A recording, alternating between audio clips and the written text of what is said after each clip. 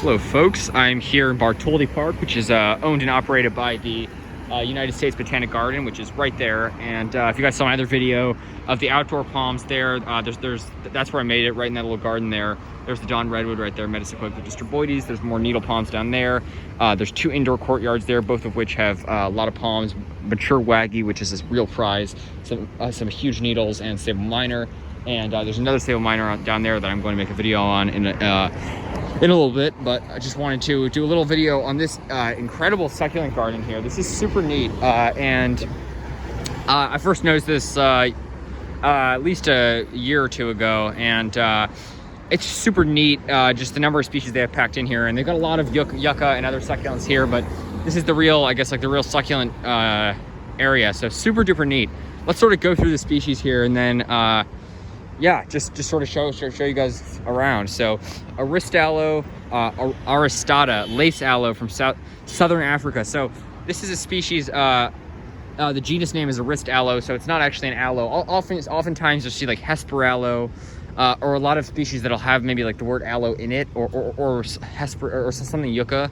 Like you'll see a lot of species that might have like the end of the genus name have another genus name in it, and oftentimes like it's called lace aloe. Oftentimes what that means is that not only is it closely related to aloe, but that it often was formerly included in the genus aloe, and then was finally taken out once they realized that it was not actually an aloe species and that it wasn't in a distinct or a different genus. And so I assume this would have previously been classified as aloe maybe, and it's still called lace aloe, but it's a nice succulent species, little one.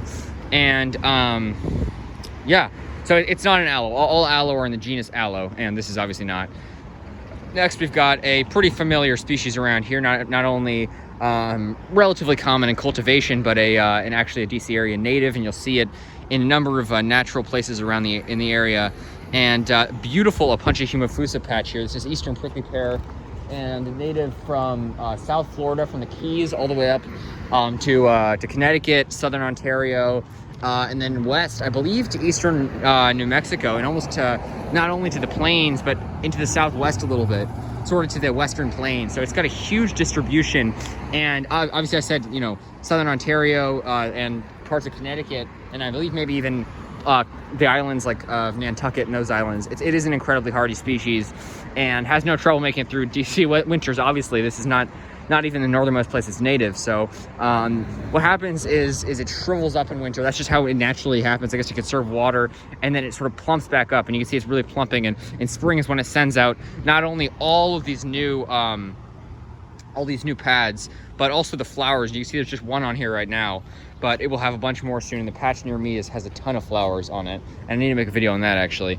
But the way you can tell that all these pads are new is that all of them with these are like rubbery. These are not at all sharp. All of them with these little rubbery spines are new, and they're also lighter green than the older pads. And then as the pads get older, they sort of fall. These rubbery things fall off, and they do develop glotches, which are those tiny little spines. Kind of hard to see. There's some on the edge right there. Right there, and those little dots, while it may look like there's no spines, they actually have those tiny little spines that can get into your fingers. Those things can hurt. Actually, they don't really hurt, but they can become really irritants if you don't get them out. So be careful what you touch there. Usually when people cook cactus, they use these new pads here, but just be careful. And I would recommend using gloves, and I got the glotches stuck in my hands all the time, and it's not fun, especially when one gets jammed in there and you can't get it out. That can become a real irritant. Anyways, yeah, super cool, and let's continue. Here we've got this incredible agave species that I've never even heard of, Agave desmetiana and variegata. So it's a variegated agave, and it's super gorgeous. It's very unique. It does not look like really Americana or the other more common agave species. Very thin here, and really awesome, and it's just a super neat species, and it's variegated, so it's got this cool cream-like colors, this light colors and stripes on it. Really awesome.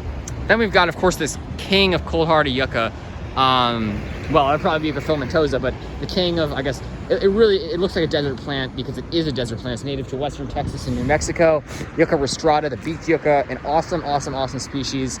And look at that, right in view of the U.S. Capitol. That is pretty neat. That's not a view I guess you'd expect from Washington D.C. But Yucca rostrata, there's massive ones everywhere. This is like a small one by D.C. area standards. You go to the Smithsonian Castle, there's some particularly large ones, some of which are probably getting close to 15-20 feet maybe. They're huge and they have multiple heads on them. They're just awesome, and they're not only desert looking species like a Pachyhuma fusa, not really a desert species. It is native to some semi-arid areas, but this is a true desert species that not only can tolerate large amounts of wetness, but is incredibly cold hardy. And you'll see it in places like Denver a lot, which again, Denver is a degree drier. You know, it's a good amount drier than DC, but a lot colder. So you'll see it, you know, far north of here in Kentucky, places like that, Ohio, Cincinnati, just big ones. So really awesome hardy species. Here, let's continue on. Let's see, we got another one of these very, what's the species called? Agave desmetiana variegata, the smooth agave. Another one here, and it's really nice, just super neat. And let's continue. We've got Hesperaloe parviflora, the red-flowered aloe, red-flowered yucca, native to Texas and Mexico. Super neat species. And yeah, again, Hesperaloe, I believe, was formerly included in the genus Aloe and then was moved, just like some species with yucca, and you have a lot of that. So another nice prickly pear species. Not exactly sure which species that is, but really nice. Same with this one, don't know which, but it's very spiny. A lot of spines on that. Do not want to touch that, but really neat. And then let's see if we got more of this variegated agave here. Really cool. And then we've got a really neat species, which is very rare here, Agave americana. This is probably the most common species of agave in cultivation, and one of my favorite succulent species of all. I really love it. It's probably my favorite agave species. And you'll see it in places like LA, the Southwest, obviously, where it's native to the desert down there in northern Mexico, and just really awesome. And I've seen succulent huge ones in Virginia Beach. Don't see them around here very often, but I believe these survived the winter here. Then you've got some smaller, what look like Americana. This one is not doing so. This one looks like it was knocked over a little bit, but it's still doing all right. Got another one there.